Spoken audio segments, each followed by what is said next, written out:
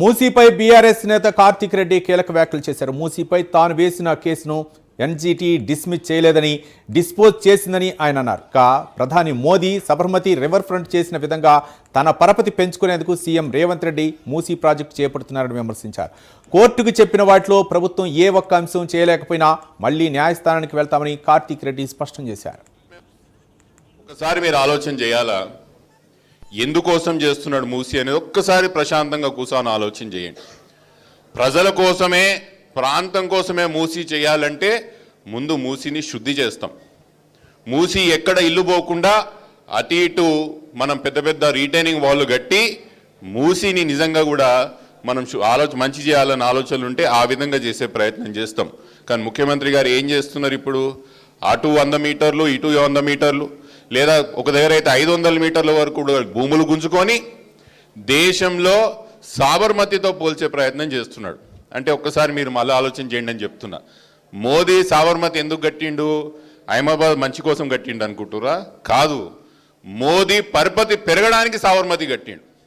మోదీకి ఇతర రాష్ట్రాల్లో పేరు రానికే సాబర్మతి కట్టిండు. మోదీ ఆయనకైనా ఒక ప్రాజెక్ట్ చూపించుకోనికి సాబర్మతి కట్టిండు. రేవంత్ రెడ్డి కూడా మూసీ తెలంగాణ కోసం కడతలేడు, హైదరాబాద్ కోసం కడతలేడు, ప్రాంతం కోసం కడతలేడు, పరపతి కోసం కడుతున్నాడు. ఈ విషయం మాత్రం ఆలోచన చేసుకోండి అంటున్నా.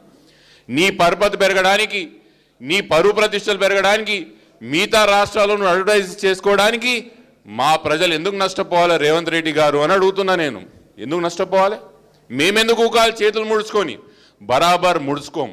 ప్రజల కోసం మీరు పని చేయండి, మేము ఖచ్చితంగా త్యాగాలు చేస్తాం, మా భూములు ఇస్తాం, మా ఇల్లులు ఇస్తాం.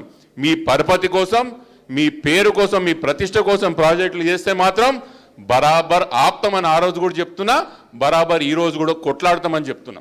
మొన్నటి వరకు అసెంబ్లీలో కూడా ఒప్పుకొని ప్రభుత్వం అసెంబ్లీలో కూడా చెప్పని విషయాలు మేము ఎన్జీటీలో ఒప్పించినామా? ఎన్జీటీ కూడా చెప్పించినామా? మీతోని మీరు చేయాల్సిన ఎంఎఫ్ఎల్ లెవెల్స్ మేము ఇస్తాము, డిపిఆర్ లెవెల్స్ మేము ఇస్తాము, అన్ని ఎన్వైరన్మెంటల్ క్లియరెన్స్ మేము తీసుకున్నాకనే ముందలు పోతామని ప్రభుత్వం ఆడ చెప్పినాకనే నా పిటిషన్ని డిస్పోజల్ చేయడం కానీ డిస్మిసల్ చేయడం జరగలేదు. ఈరోజు చెప్తున్నా, ప్రభుత్వానికి ఏ ఒక్క అంశం మీరు కోర్టుకు చెప్పింది ఒప్పుకోకపోయినా, ఏ ఒక్క అంశం మీరు చేయకపోయినా కూడా